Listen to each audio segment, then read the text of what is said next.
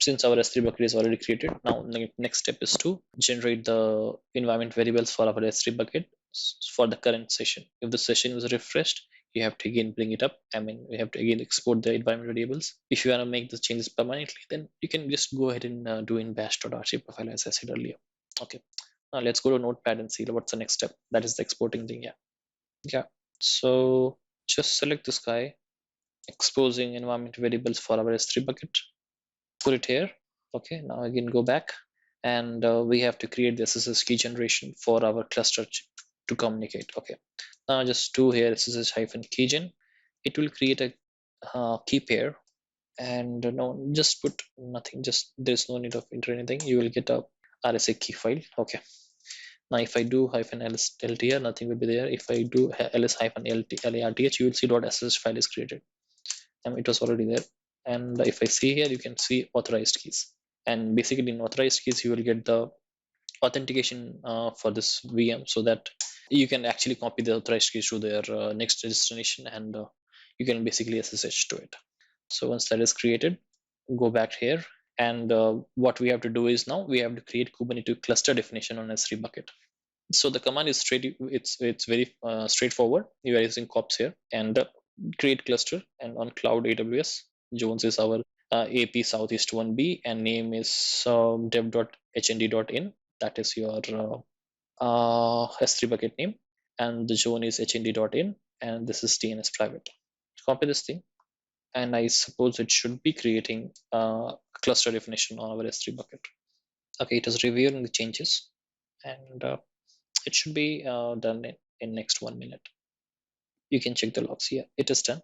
You can see the message here. Cluster configuration has been created, and in suggestions you can say list cluster definition with kops.git cluster at this current, and these a lot of things are there. Edit your node instances. So a lot of information is also there, and everything is here. But basically you have to wait for 10 minutes to for your clusters and everything to be loaded correctly. Meanwhile, we'll see like what's the next step in this thing.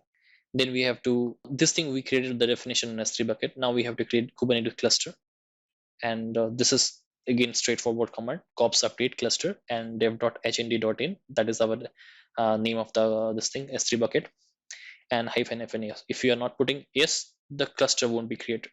So just go ahead and put it here. It should be creating your cluster there. So these commands are very straightforward, and you don't need to worry about much. It's very user friendly, and but you have to check the logs, like what is there in the log. Like you see seeking certificates for this private key is not found because we have not mentioned there. So, and these things are there. There's not an issue here.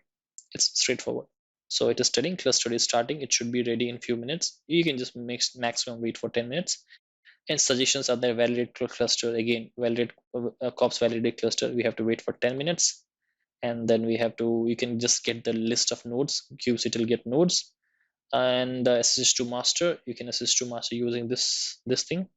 And these things are there. So if you see, go to EC2 console, you can see like there will be in the same zone, there will be a lot of not a lot of there will be master and one node will be creating. So I will just take you to EC2 console.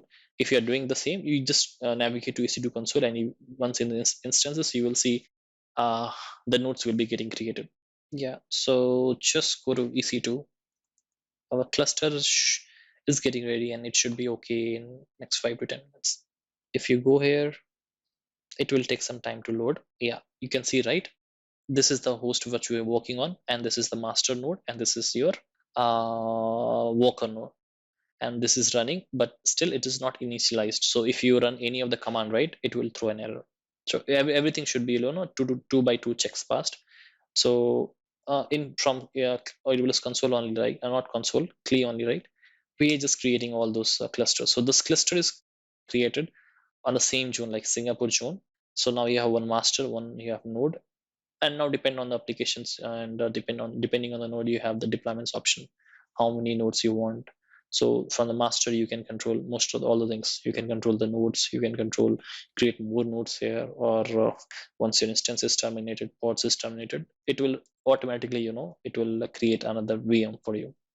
You don't need to take care. It will auto scale, it will auto scale down. So once this is ready, I will get you back to you. Now as you can see, everything is passed. Now you can just go there and get the notes here on your putty session. You can just I mean, you have already seen it here.